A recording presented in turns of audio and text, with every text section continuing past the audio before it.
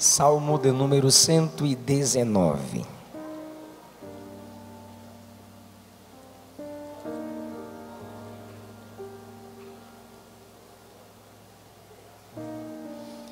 Podemos ler, por favor? Digam amém. Bem-aventurados os que trilham caminhos retos e andam na lei do Senhor. Bem-aventurados os que guardam os teus testemunhos e o buscam de todo o coração, e não praticam iniquidade, mas andam em seus caminhos. Tu ordenaste os teus mandamentos para que diligentemente os observássemos. Tomara que os meus caminhos sejam dirigidos de maneira a poder eu observar os teus estatutos. Então não ficaria confundido, atentando eu para todos os teus mandamentos. Louvar-te-ei com retidão de coração, quando tiver aprendido os teus justos juízos. Observarei os teus estatutos. Não me desampares totalmente. Amém. Se você pode, se assente com a sua Bíblia aberta, ou no seu celular, no seu iPad, por favor. Eu queria que colocasse mais um pouquinho de agudo para mim, por gentileza. Queridos, é uma alegria estar com vocês nesta manhã. É uma alegria por mais uma vez servir a Jubrac. Minha gratidão a Deus pela vida do pastor Oswaldo do Vale, que é o presidente da convenção. Uma história impactante e com certeza, como pentecostal que sou, eu também sou fruto da história desse homem em nossa nação. Sendo assim, eu também posso dizer, aqui é Brasil, caramba. Minha gratidão a Deus pelo pastor Rafael do Vale. Cadê o pastor Rafael do Vale? Trabalhando aí. Ele é resposta de Deus para a nossa nação. Tanto ele como outros que o Senhor Jesus está levantando. Alguns homens, alguns jovens são a ponta da lança e a gente está seguindo e vamos alcançar o alvo para a glória de Deus. E também pastor Glauco, toda a equipe da organização do Congresso Jubrac, meu muito obrigado, servos de Deus. E meu amigo pastor Leandro Guerreiro, que há muito tempo, cadê o pastor Leandro? Meu Deus do céu, está sem voz. Pastor Leandro Guerreiro, toda a sua família, há muito tempo o pastor Leandro tem aberto as portas para mim aqui na Jubrac, como também em muitos territórios onde Jesus estabeleceu a igreja, o Brasil para Cristo. Queridos, eu quero falar com vocês nesta manhã sobre um tema desafiador, um tema que me confronta, um texto que por muitas vezes já me colocou de joelhos. Eu tenho 14 livros escritos pela graça de Deus, e o livro que eu demorei 8 anos para lançar foi o meu livro baseado no livro dos Salmos, e o 119 foi o que mais me impactou, não pela sua quantidade de versos, mas porque é uma devoção extrema de uma alma que reconheceu o poder das Escrituras. O maior salmo dos salmos foi escrito por um jovem, Davi ainda jovem. No verso 100, ele diz que a palavra de Deus o torna mais entendido do que os antigos. Ele enxerga a Bíblia e dá a ela vários significados. Ele olha para a Bíblia e sabe o que a Bíblia é para ele. Verso de número 1, ele chama a Bíblia de lei do Senhor, que significa regra clara exposta aos olhos. Verso 2, ele chama a Bíblia, a palavra de Deus, as Escrituras, de testemunhos, que é a autorrevelação de Deus aos seus filhos, é Deus dando testemunho de si. Ele enxerga a Bíblia como Deus dando testemunho de si. Verso 3, ele chama a Bíblia de caminhos. no plural, que é início de desenvolvimentos. Verso 4, ele chama a Bíblia de mandamentos, ordens que exigem obediência. Verso 5, ele chama a Bíblia, a palavra de Deus, os escritos de estatutos, registro que não se pode apagar. Verso de número 6, ele repete que a palavra de Deus é mandamento, ordem que exige obediência. Verso 7, ele chama a palavra de Deus de justos juízos. O que ele quer dizer com isso é que a palavra de Deus o julga. Ele está dizendo que as escrituras também o examinam quando por ele é examinada. A Bíblia o lê quando por ele é lida. Eu não sei se você já sentiu isso, não sei se você já percebeu isso. Não é aquela regra de abrir a Bíblia como a caixa de promessas, não. Mas você diz, eu vou estudar a palavra esse mês, e de repente conta a sua vida todinha. Você chega no Gênesis e você vê no capítulo 1 criação, você vê no capítulo 2 formação, você vê no capítulo 3 queda, aí você vê no capítulo 4 assassinato, você vê no capítulo 5 genealogia, mas Caim está fora, porque quem tira seu irmão também está fora do plano e do projeto de Deus. No capítulo 6 violência, no capítulo 9 rebelião contra o pai, no capítulo 10 e 11 rebelião de novo. Tu lê o texto e diz, eu não presto não, eu sou caído mesmo, é isso aqui que eu sou, falho. A Bíblia nos julga, a Bíblia é o espelho. Por que Tiago disse que a palavra de Deus é como espelho? Porque o espelho, mesmo que de modo silencioso, você chega diante dele e ele diz, tá bom, tá, mas dá para melhorar. O espelho não mente, ele julga você, ele expõe você, e você se compara no espelho e sabe que dá para melhorar. Assim são as escrituras sagradas. É assim que o salmista enxerga os escritos sagrados, teus justos juízos. Novamente, dependendo da tradução ou da versão, na minha versão, no verso 8, ele chama novamente a palavra de Deus de estatuto. Algumas traduções dizem que ele está chamando aqui de preceitos, enquanto estatuto é palavra inapagável, registro que não pode ser alterado, apagado. Preceito significa algo que foi confiado, um presente que foi entregue, algo que foi dado, mas responsabiliza quem recebeu esse presente. Então, eu vou parar por aqui, verso 8, por quê? Porque o Salmo 119, ele é feito de porções de 8 versos. Se a sua Bíblia tem essa divisão, é para facilitação de sua compreensão. A cada 8 versos, uma porção está completa. A cada 8 versos, ele está honrando uma letra do alfabeto hebraico, que é a língua pela qual Deus primariamente falou aos homens. O Salmo 119 é também uma canção, e pensa numa música grande, maior que as de Diante do Trono. Só aqui, irmão, tem 176 versos.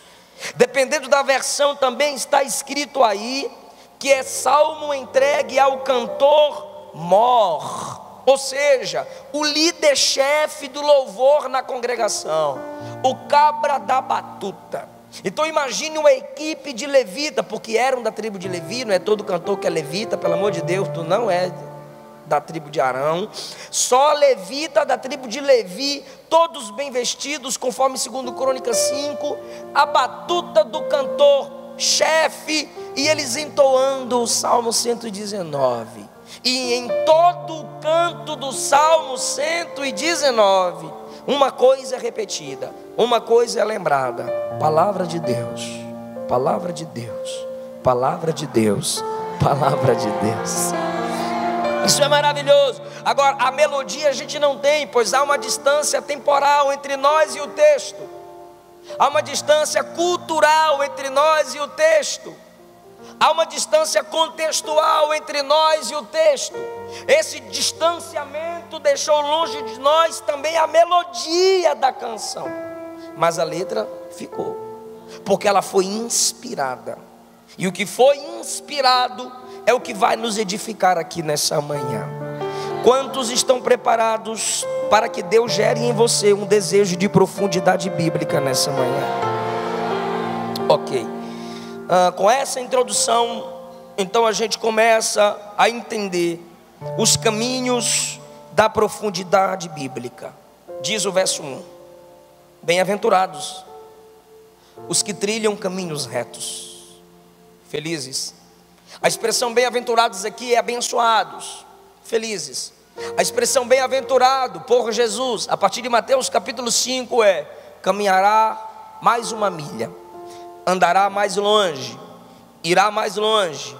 Ou seja, se a bem-aventurança está liberada, é uma felicidade prometida. Feliz. Feliz quem? Os que trilham caminhos retos. Estes caminhos aqui, em primeiro lugar, não são os caminhos propriamente ditos das Escrituras, por causa da conjunção que ele faz.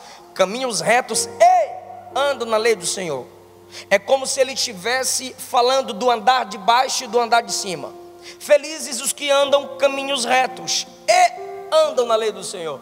Ele coloca dois patamares pelos quais nós devemos andar e chegar lá. Então, quais são os caminhos retos? São as escolhas da vida. Lembra que um dos significados de caminho é início de desenvolvimento. As escolhas da vida que todo jovem tem, que todo adolescente começa a projetar. Assim como nós temos o caminho do estudo, nós temos também o caminho da burrice que muita gente escolhe. Assim como nós temos o caminho da prudência, nós temos o caminho da tolice que muita gente escolhe. Assim como nós temos o caminho do casamento, nós temos também o caminho da imoralidade sexual, conforme Provérbios capítulo 8, e muita gente escolhe.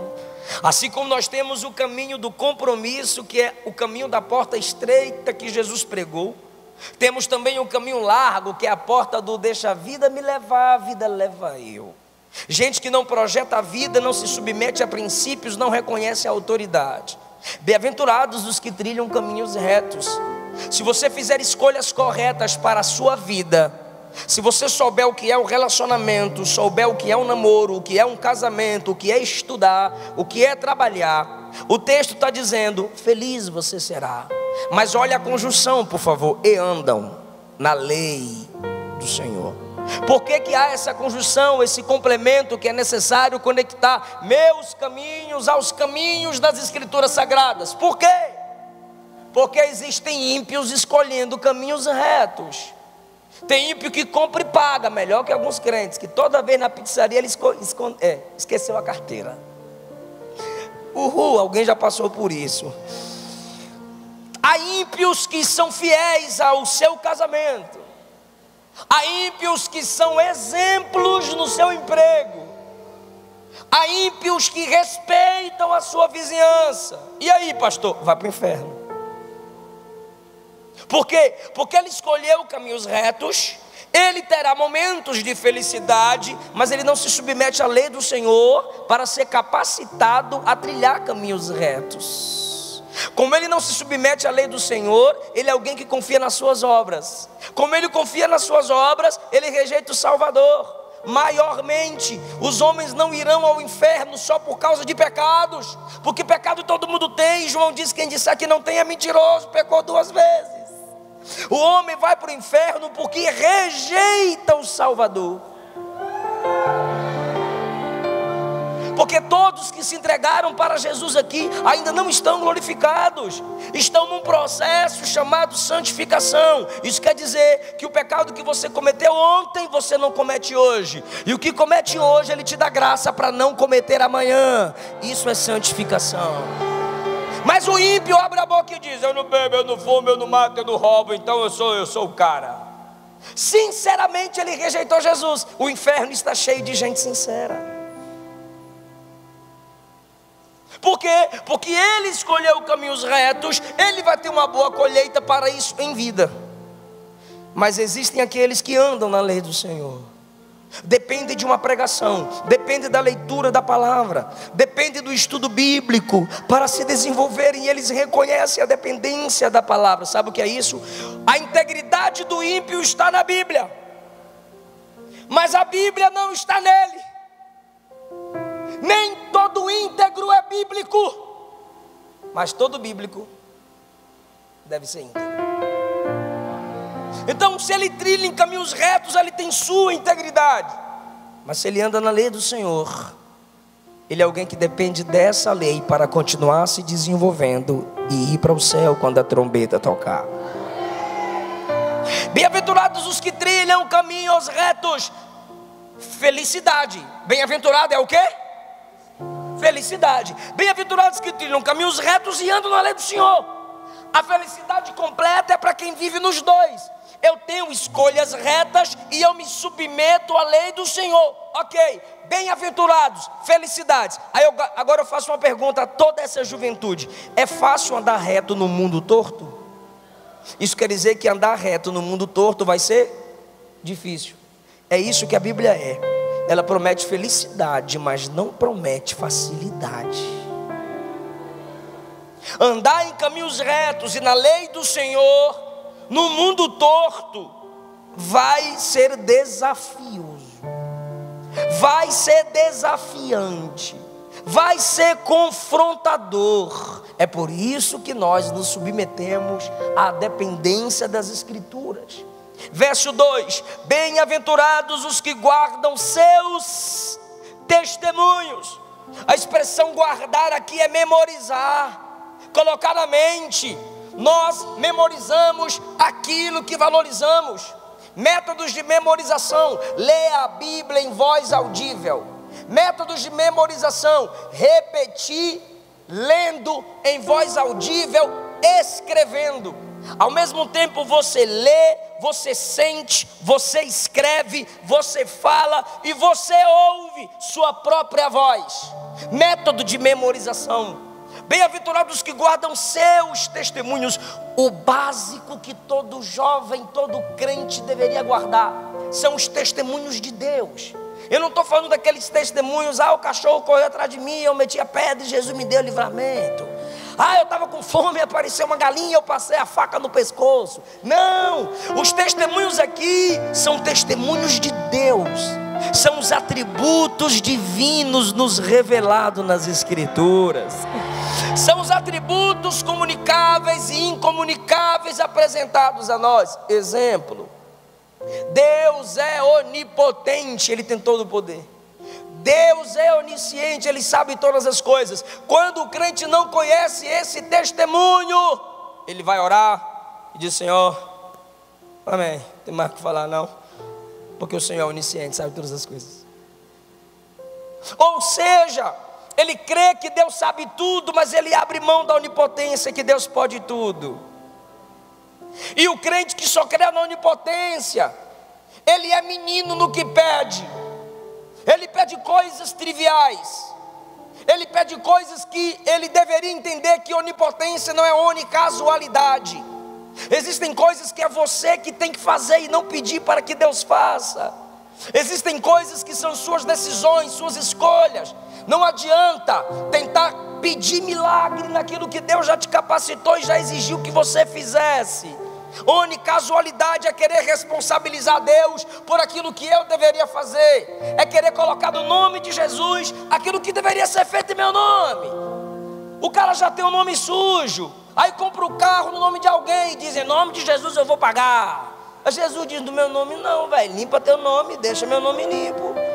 Ou seja, alguém que poderia saber melhor sobre a administração, esperar o tempo certo, não viver de ostentação e saber que orar em nome de Jesus é pedir o que Jesus pediria ao Pai, é fazer o que Jesus faria. Quando a gente não conhece os atributos de Deus, que está num livro chamado Teologia Sistemática, a gente ora melhor, a gente canta melhor. Então tem coisas que a gente está pregando que não está na Bíblia, como se Deus fosse fazer. Deus não vai fazer o que Ele não quiser, porque a onipotência de Deus não está desligada do seu caráter e da sua vontade.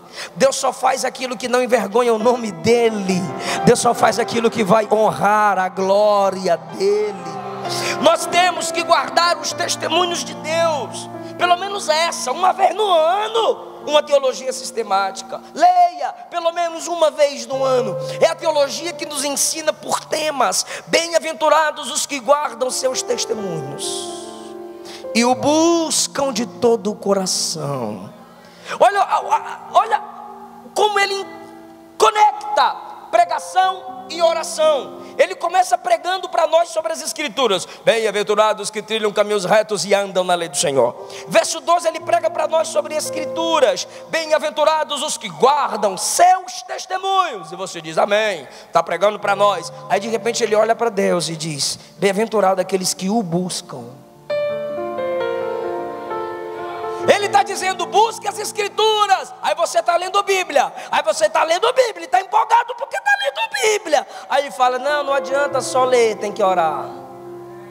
Você vai ser bem-aventurado se você buscar o Senhor de todo o coração. Agora entenda que só no verso 1 ele chama as escrituras de lei do Senhor. Depois no verso 2 ele chama as escrituras de testemunhos de Deus, para depois dizer que a gente vai buscar. Me ajuda, diga, lei do Senhor, testemunhos de Deus, para depois buscar. Você entende que ninguém consegue buscar de modo certo sem passar pelas escrituras? Por que quem não tem as escrituras não busca, procura? E eu descobri a diferença entre buscar e procurar. É quando eu grito com a minha esposa, amor, cadê o Presto Barba? Aí ela diz, está na parte de baixo do armário. E eu vou lá e eu bagunço o armário todinho, eu não acho. Aí ela vem, eu estava ocupada, você fica me chamando para pegar um Presto Barba. É porque eu não estou achando, olha aqui. Ela, para que essa bagunça? É só fazer isso aqui. Aí o Espírito Santo disse, eis a diferença entre procurar e buscar. Pegou não. Por que o ímpio vai no terreiro de macumba? Procurar a coisa certa no lugar errado, não acha. Por que o ímpio vai ao centro espírita? Ele está procurando a coisa certa no lugar errado, ele não acha. Por que crente ora, jejua, lê Bíblia e vem para a igreja? Ele está buscando porque ele sabe que aqui tem. Buscai ao Senhor enquanto se pode achar, invocai-o enquanto está perto. Só quem conhece as escrituras busca, ele não procura. Batei, abri-se-vos-á, buscai e encontrareis. Verso 3, olha a profundidade bíblica. E não pratico iniquidade. O que é iniquidade? Pecado consciente. É quando você sabe que é pecado, mas o prazer é colocado acima do dever. É quando você sabe que é pecado, sabe que é quebra de princípio, mas você diz assim, Deus perdoa. É pecado premeditado. E quando o pecado é premeditado, o juízo de Deus vai ser maior contra a sua vida. Não brinque com a graça. A graça não me dá direito para pecar. A graça é poder que me liberta do pecado. Paulo disse que não podemos nos valer da graça para vivermos na prática do pecado. Bem-aventurados os que não praticam iniquidade, mas andam em seus. Ele já volta para Deus agora. Senhor, bem-aventurados os que não praticam iniquidade, mas andam em seus caminhos. Lembra que no verso 1 ele fala de nossos caminhos, e no verso 3 ele fala dos caminhos de Deus. É para nós equilibrarmos, compararmos nossos caminhos, nossas escolhas. Esses dias eu disse a uma juventude que me perguntava sobre pregação: pastor, o que você acha desses coaches? O que você acha desse evangelho da hipergraça? Eu disse, cada coach tem o seu lugar. Cada coach tem o seu momento em seu lugar. Agora, púlpito é lugar de falar que Jesus salva, cura, liberta, batiza com o Espírito Santo, breve vem. Cada um no seu quadrado. Pastor, o que você acha desses pregadores da hipergraça? Eles são uma ausência da graça. Para eu não xingar aqui, que eu estou com raiva deles. Eles são uma ausência da graça em nossos púlpitos. Pastor, e qual é a solução? A solução que eu dei a eles, eu vou dar a vocês aqui. Pega a pregação deles e compara com a pregação dos patriarcas. Pega a pregação deles e compara com a pregação dos profetas maiores. Pega a pregação deles e compara com a pregação dos profetas menores. Pega a pregação deles e compara com a pregação de Jesus. Pega as pregações deles e compara com a pregação dos apóstolos. Pega as pregações deles e compara com a pregação dos pais da igreja. Compara a pregação com os pré-reformadores. Compara a pregação com os reformadores.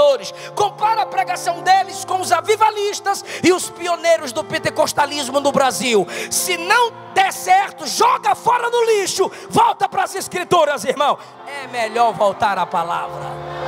Não escute, não ouça, não pague. Você tem que pegar suas escolhas, seus caminhos, as mensagens que você gosta e comparar com os caminhos de Deus.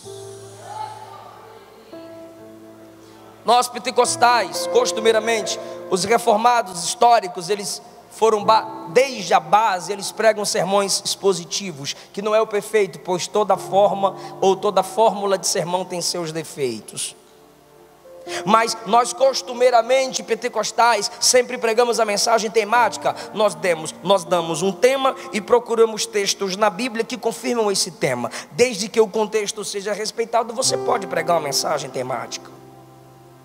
Mas olha o que o texto está fazendo no verso 1 e verso 3, comparando os caminhos dos homens com os caminhos de Deus.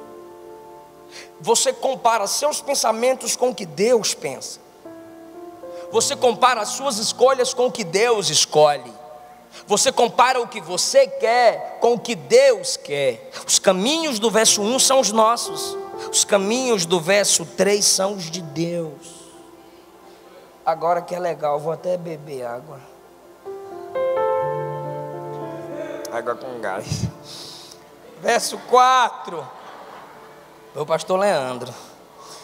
Verso 4. Tu ordenastes os teus mandamentos, só vocês. Ficou pior que água com gás quente, gente.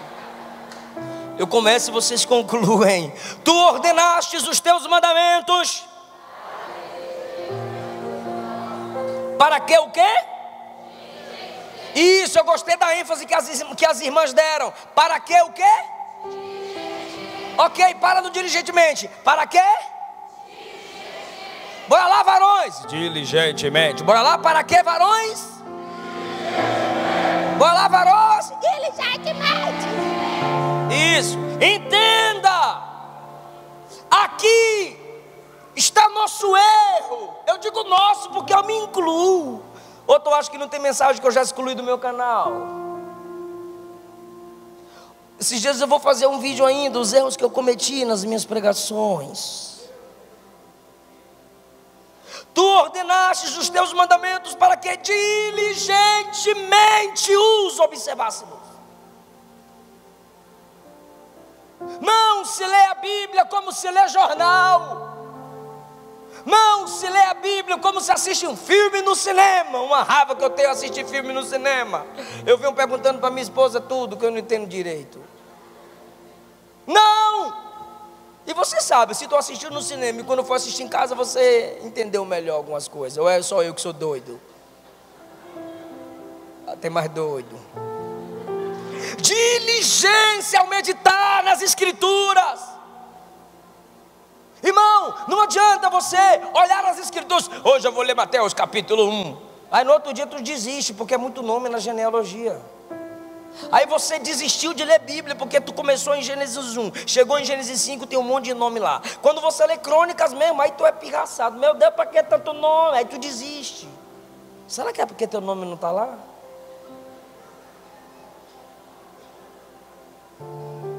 Não há contradição na Bíblia, há paradoxo. Tem que haver diligência.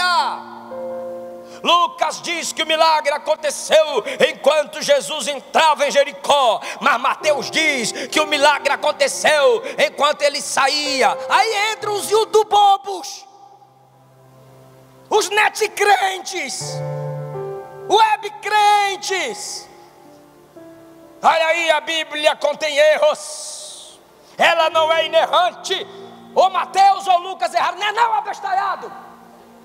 É que Mateus está escrevendo da perspectiva dele. Ele viu o milagre acontecer do lado que ele estava. Jesus está saindo. E quem contou para Lucas falou da sua perspectiva. Jesus estava entrando. Ó, Lucas, quando eu vi, ele tinha entrado e fez o milagre lá. Ó, Mateus, o milagre que aconteceu foi bem lá na saída. E Mateus estava na saída.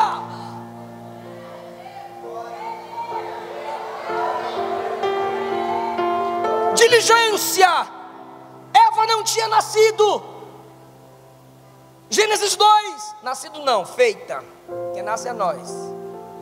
Ela foi feita mesmo. Aí Deus disse a Adão, sem que ela estivesse lá: do fruto da árvore do conhecimento do bem e do mal não come. No dia que comerdes, certamente morrerás. Mas no capítulo 3, com quem o capeta vem falar? Com a irmã Eva. Aí a irmã Eva fala para a serpente: olha, Deus disse que nós não pode tocar, porque nós pode morrer. Deus não disse que não era para tocar, e Deus não disse que poderia morrer. Deus disse certamente morreria. Deus não deu possibilidade, Deus deu certeza. Mas o que está faltando na irmã Eva? Diligência. Parece que ela não prestou atenção quando o irmão Adão pregou. Quer ver as irmãs se alegram agora? Ou Adão não ensinou direito. Faltou diligência em um dos dois. Ou Adão em transmitir, ou em Eva em escutar. Mas era só ela falar: tu é bom de Bíblia mesmo, capeta? Vou chamar meu marido aqui. Debate com ele, cão. Quer dizer, serpente. Mas não, ela quis discutir Bíblia, palavra de Deus, sem diligência. Por isso que tu foge dos mormons. Pá! Porque está faltando diligência nas escrituras. Lembra do dia da ressurreição? Lucas 24, Marcos 16, Mateus 28 e João 20. Era o dia da ressurreição. Era que dia? Pode falar. Dia da... Hoje é que dia? Era hoje. Era o dia da ressurreição. Era o dia da... Meu Deus.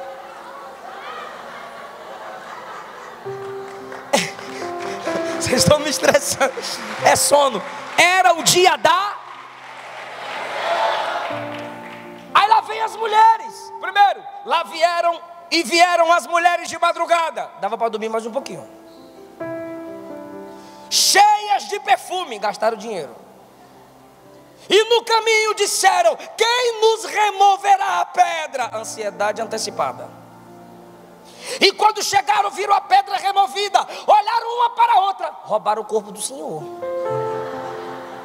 Condenação imprópria. Olha os pecados delas. Dava para dormir mais um pouquinho, meu Deus. As bichinhas estavam cansadas. Dava para economizar grana. Esses dias, falando de perfume, vocês já viram o pregador do TikTok? Tem pregador no TikTok e tem pregador do TikTok.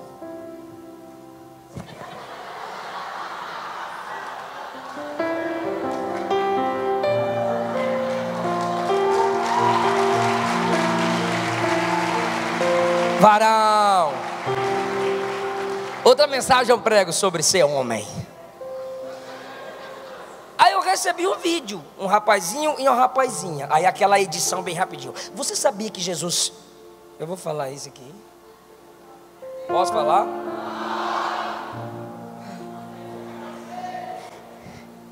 Vocês sabiam que Jesus fedia esperma? Aí a piricrente do lado dele: sim, Jesus fedia esperma porque ele andava com prostitutas.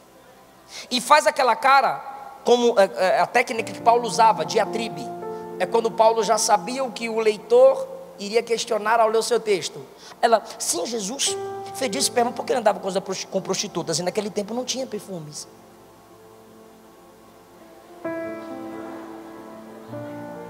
E as vestes das prostitutas, as mãos das prostitutas fediam esperma.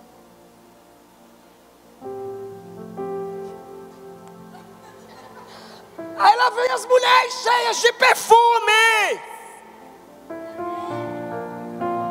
gastaram dinheiro e as bichinhas lá, bora perfumar Jesus. Aí viram a pedra removida, roubaram o Senhor. Aí chegaram na porta do túmulo, tem 2 anjos. Irmão, se fosse nós vendo 2 anjos, elas viram 2 anjos, olharam para os anjos e disseram: onde vocês colocaram Jesus? Vocês roubaram o corpo de Jesus. Imagine os anjos olhando um para o outro. Terráqueas. Chamou o anjo de ladrão. Pergunta para mim por quê? Falta de prestar atenção na palavra. É aquele tipo de crente, né? Não baixa o som não, eu só vou imitar. Que o pregador já pega o microfone assim: abre a boca, põe na mão da bochecha do irmão, balança ele até ele irritar. Tá bom! Aí o fogo cai. Aí acaba o culto. Alguém pergunta para quem estava no culto: como foi o culto? Foi uma bênção. E a palavra? Mistério.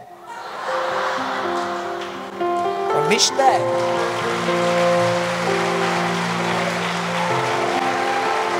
Agora prestem atenção na palavra do anjo. Porque procura o vivo entre os mortos? Ele não está aqui, ele já ressuscitou.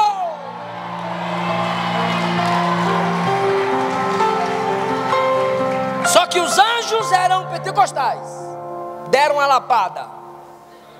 O que os anjos disseram? Irmão, pega essa.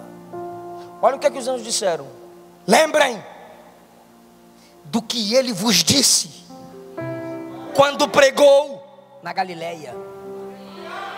O anjo deu o endereço da pregação. O anjo enviou o link.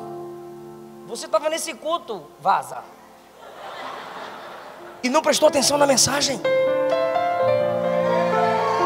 Foi lá na igreja da Galileia que ele disse: o Filho do Homem vai ser preso, açoitado, humilhado, mas ao 3º dia vai ressuscitar. Era só contar 1, 2, 3. Quantas coisas nós perdemos porque não prestamos atenção. Irmão, tem convenção que eu vou pregar até hoje assim, por causa do meu tamanho.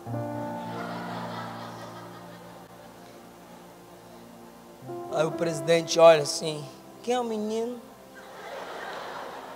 Não, pastor, é pregador, viaja Brasil, fora do Brasil, pastor. Ele é co-pastor em um campo. O cara dá o meu currículo todinho. Não conheço ele não. Dá 15 minutos para ele. E eu falo os 15 minutos, ele é o pastor da igreja. Aí ele põe um bilhetinho lá: continue. Várias vezes já aconteceu isso comigo. Mas eu guardei desde quando eu era menor.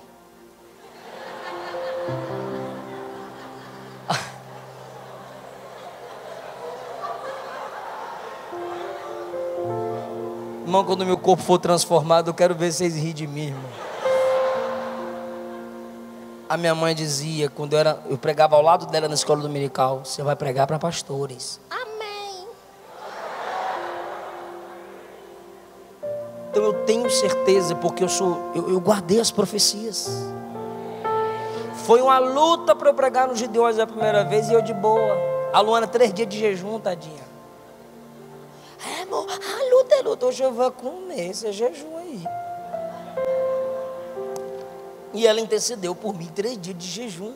Mas eu sabia que eu ia pregar, eu sabia. Eu tinha 14 anos, o pregador Michel Ramos, Esterlândia, Ilhéus, Bahia, olhou para mim e disse: Deus vai te colocar nos Gideões, e quem não quiser que muda a testa. Quando começou a ter as oposições para que eu pregasse lá, eu falei: alguém vai morder a testa, porque eu guardei a palavra. Irmão, diligência.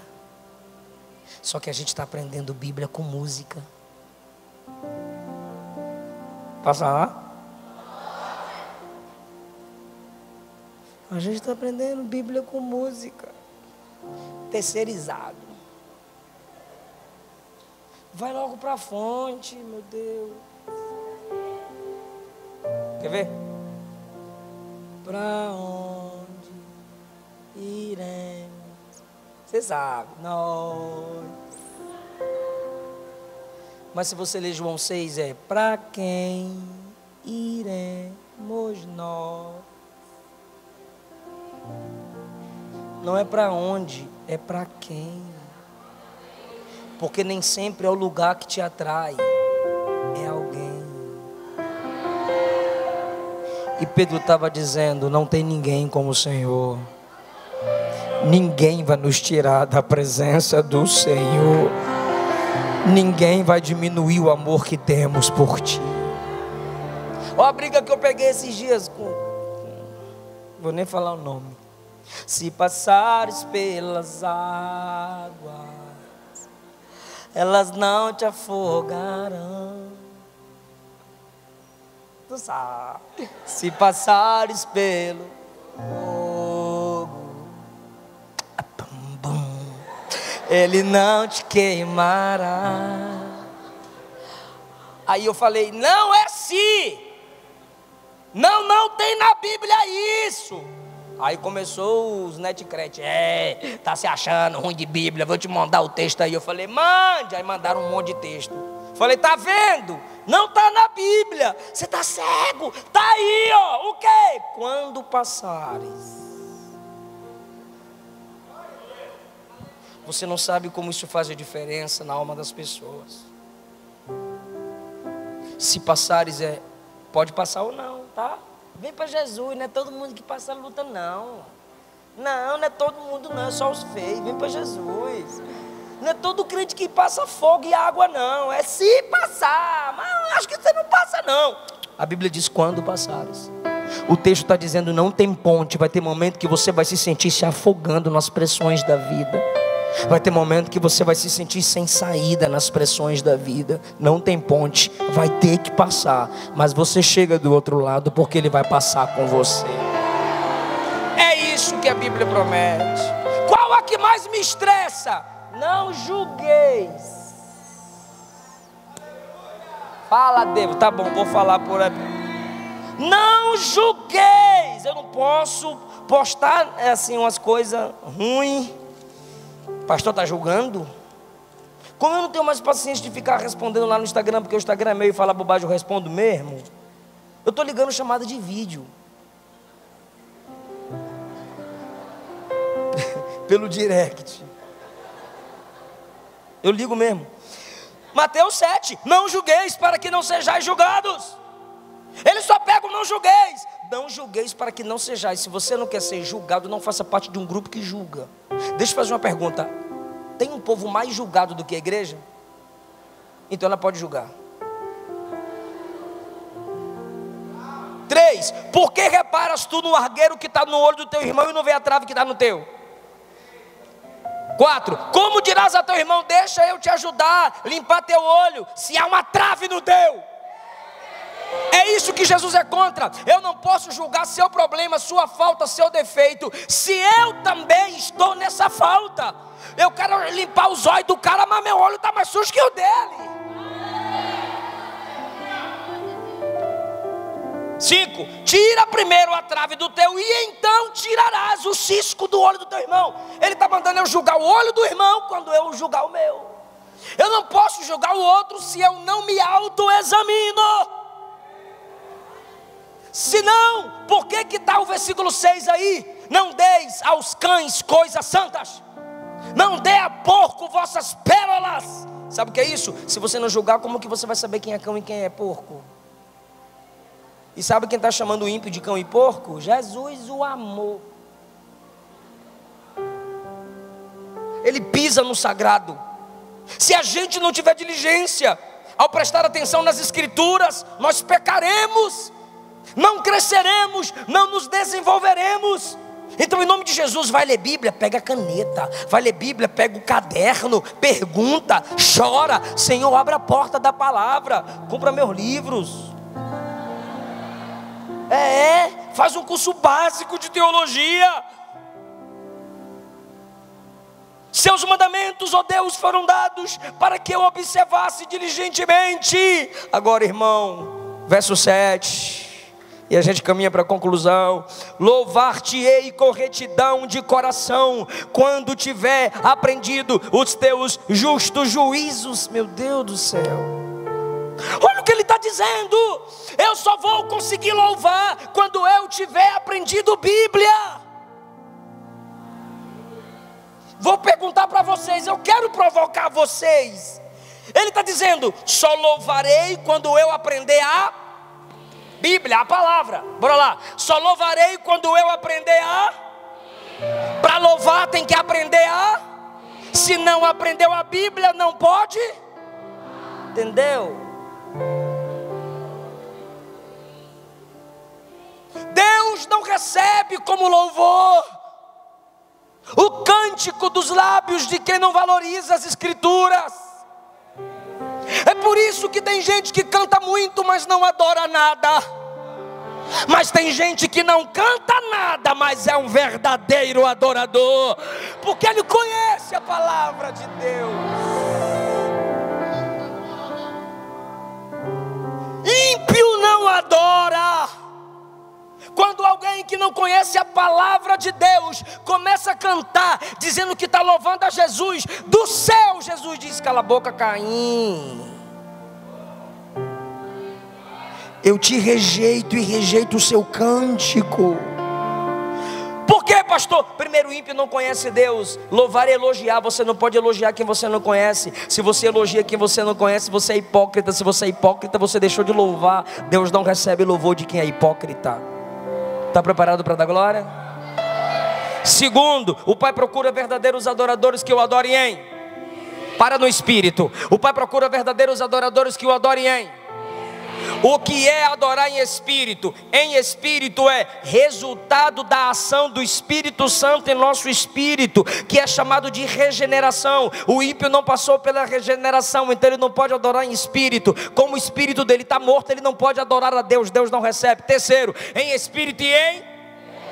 A vida do ímpio não passa pelo crivo da palavra. É por isso que tem cantor mundano aí cantando música gospel para ganhar like, para ganhar seguidor evangélico, mas ele não toca o coração de Deus, pois a adoração tem que passar pelo crivo da palavra. É a igreja que tem a verdade. Só a igreja adora. Só a igreja adora. Só a igreja adora. Cantores, equipes de louvor, meditem nas Escrituras e depois cantem.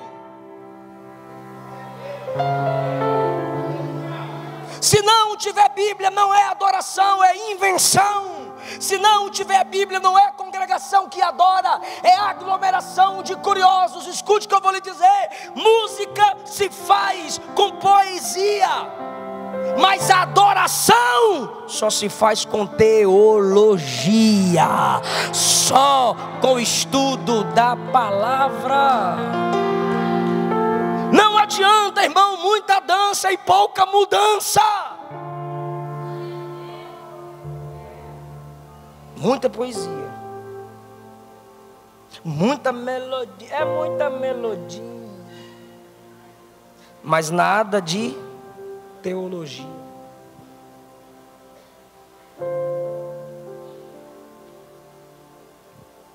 Essa é a profundidade bíblica. Mas pergunta para mim, pastor, como eu alcanço?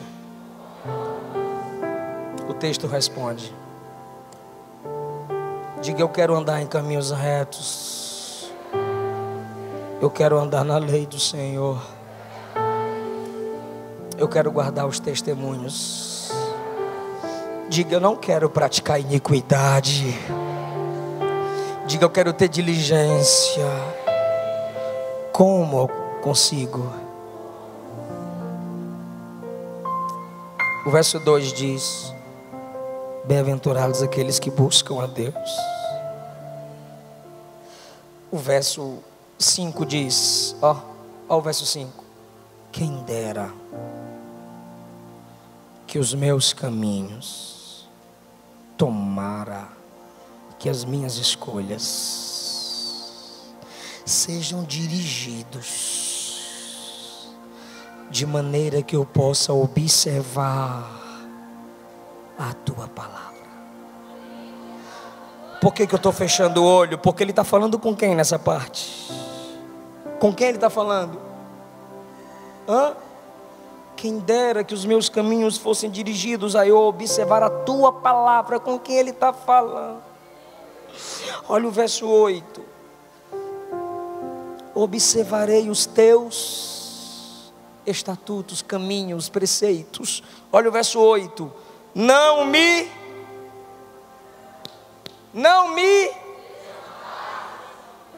deixe, não me desampare. Sabe o que ele está dizendo no verso 5? Eu queria ser melhor, eu queria entender mais Bíblia, eu queria que meu namoro, minhas amizades, meu trabalho, minha profissão, meus estudos, meus entretenimentos fossem organizados de tal modo que eu não me afastasse da sua palavra. Se eu pudesse, se eu conseguisse. É Davi, é o poeta, é o profeta, é o rei, é o homem segundo o coração de Deus. E ele está dizendo: eu quero. Quem dera. Se eu conseguisse, porque Deus sabe que é difícil. Mas onde está o caminho para que consigamos? Na oração. Ao mesmo tempo que ele olha para você e diz: leia a Bíblia, medite na Bíblia, seja diligente com a Bíblia, ele diz assim: Deus vai me ajudar, eu vou orar, eu vou colocar esse desejo do coração de Deus. Olha o que ele diz no verso 8: Senhor, não me desampara, eu vou ler Bíblia. É como se ele estivesse sentindo a ausência de Deus. É como se pela sua fraqueza ou suas fraquezas, como se pelas suas falhas, Deus começasse a se afastar. E como que ele vai conquistar Deus? Ele pega o livro e diz: Senhor, não me desampare, eu vou ler Bíblia. Senhor, não me desampares, eu vou meditar nas Escrituras. É como eu estou lá com Eliseu filho, ao lado dele assistindo alguma coisa, e ele faz alguma coisa que ofende a Luana. Aí a gente chega e se afasta, ele não gosta de ficar sozinho, então a gente se afasta. Aí ele olha para a gente e diz: volta papai, volta mamãe. E a gente diz: não, você nos ofendeu, vou ficar sozinho, eu vou apagar a luz. Aí ele olha para a gente e diz: de pupa. Ele sabe que o de pupa é a atração da nossa presença.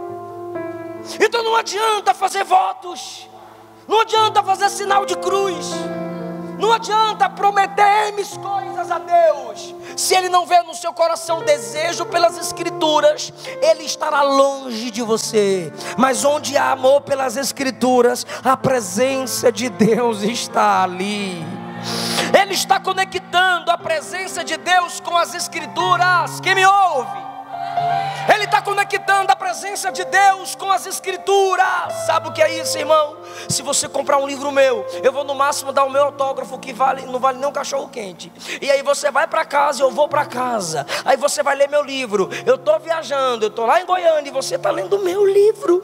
E eu não estou lá, eu estou viajando e você está ali sozinho com o meu livro. Mas esse livro é diferente. Quando você abre as Escrituras para meditar na palavra de Deus, o Deus da palavra vem do seu lado.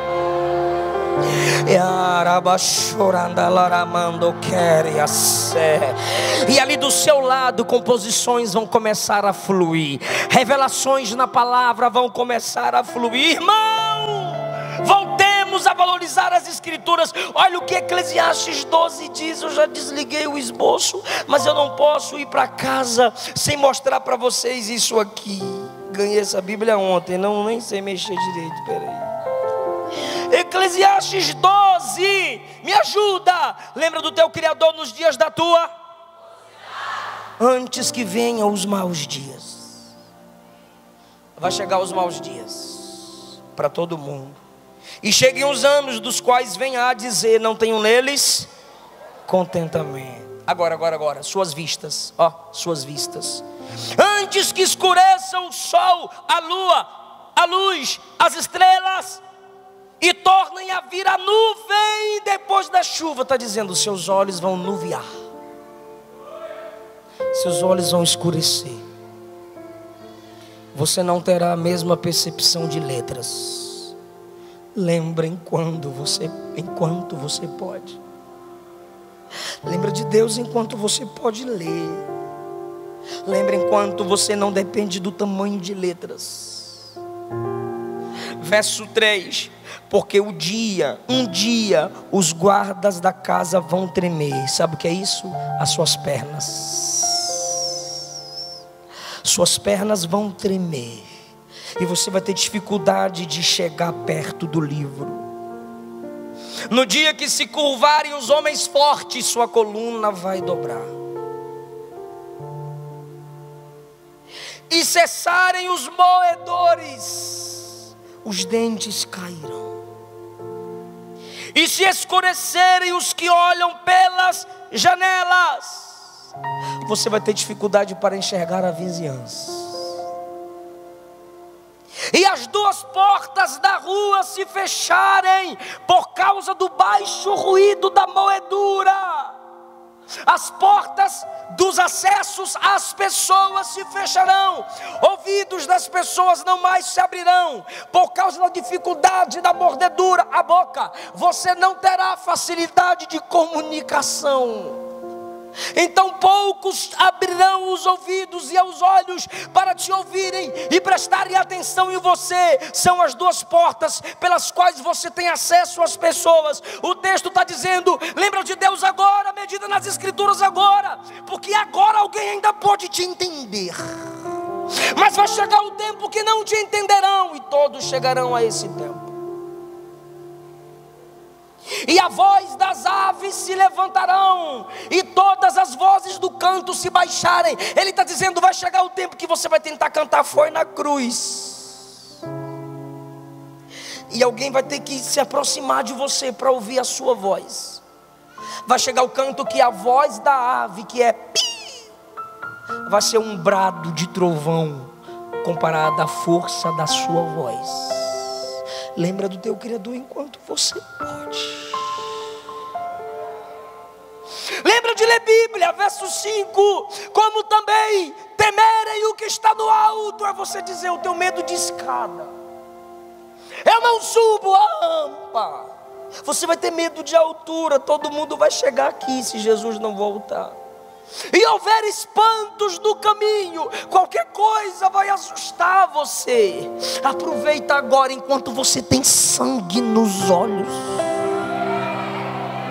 Aproveita agora para se encher das escrituras e enfrentar o sistema que está se opondo a nós. Ah, irmão, se a gente se encher das escrituras agora, não tem LGBTQ+, não tem ideologia de gênero, não tem rede esgoto de televisão, não tem carne, não tem pecado, não tem... Pelo poder da palavra. E a gente não perde nossos filhos, não perde nossa geração para o inferno. Aproveita agora, porque tudo vai te assustar. E um gafanhoto for um peso. Aproveita enquanto você pode pegar um livro desse, com harpa, com estudos, e ler e meditar, porque vai chegar um tempo que o gafanhoto vai ser pesado a você, e você vai ter desejo de ler e não vai conseguir.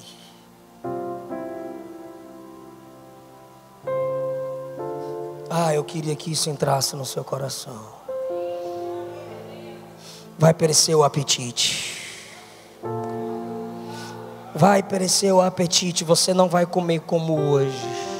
Não vai ter o mesmo gosto que tem hoje. Porque o homem se vai à eterna casa, morreu. E os pranteadores andarão rodeando pela praça, pensando: se foi, se foi, se foi. Você vai envelhecer e ela vai ficar. E ela não quer ficar sem você.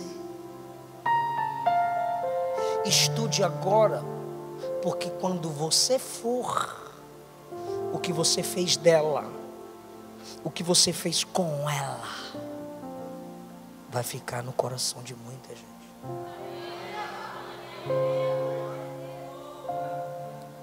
Alguém está com mais vontade de ler Bíblia hoje? Seja sincero. Só quem quer crescer na palavra, fica em pé comigo.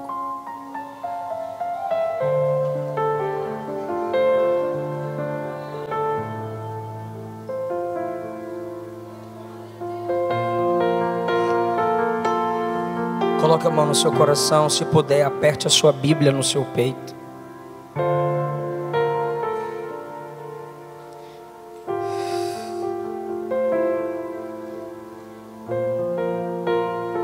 Deus, eu não estou sozinho. Olha o tanto de jovens que quer o conhecimento da palavra. Abre a porta da palavra sobre nós nessa manhã, Jesus.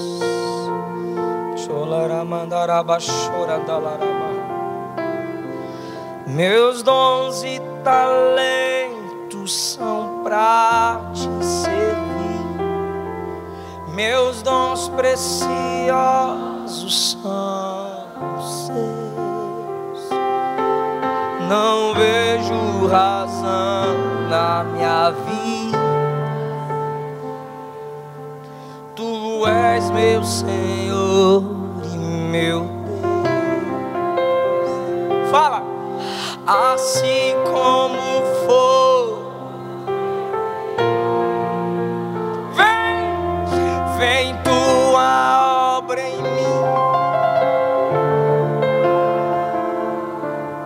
até que o mundo,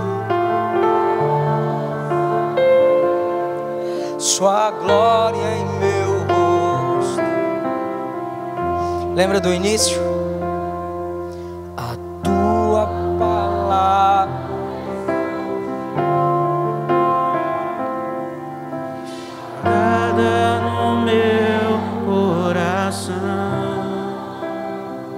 pra eu contra ti, Senhor. A tua palavra esconde minhas vestes no sangue lavei.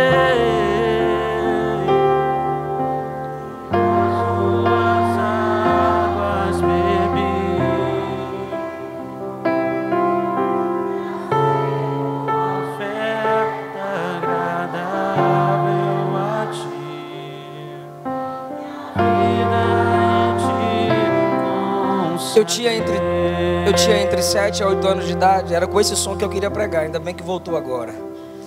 Eu tinha entre 7 e 8 anos de idade. Estava na casa da minha avó. E ela disse, vamos ler Bíblia antes de ir para a igreja? Eu disse, vamos. Ela abriu a Bíblia dela e começou a ler. E enquanto ela lia, ela me cutucava para que eu lesse junto com ela. E de repente eu via uma chave verde na Bíblia da minha avó. E eu coloquei a mão em cima da Bíblia para pegar a chave. E ela me deu um tapa. Ora, menino. Eu falei, tem uma chave aí. Tem uma chave aqui. Eu falei, tem uma chave aí. Aí ela olhou para mim, você pegou? Eu falei, peguei.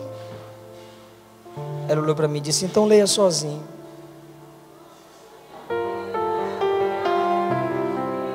A partir daquele dia, irmão, minha mente destravou. Eu comecei a ler à frente da minha avó de um modo perfeito. A partir daquele dia, eu comecei a estudar as escrituras e até hoje Deus me dá 4 a 5 sermões num dia. Deus fez na minha vida. Vai fazendo a sua. Levante a sua mão. Senhor, Paulo pediu que a igreja orasse para que o Senhor abrisse a porta da palavra.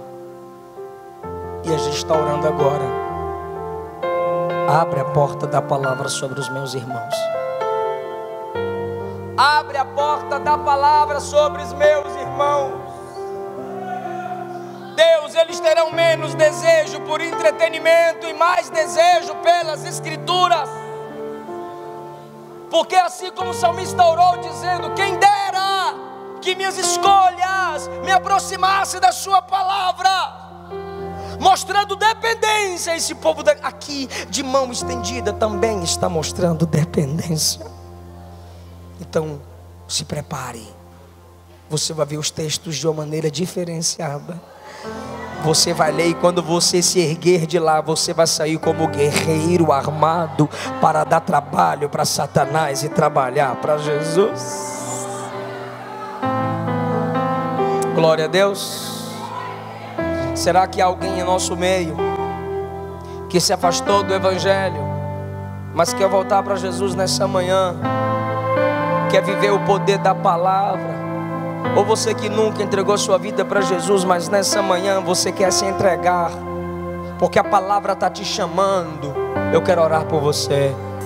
Se o Senhor te chamar agora, diz o texto: se ouvirdes a voz do Senhor teu Deus, não endureçais o vosso coração.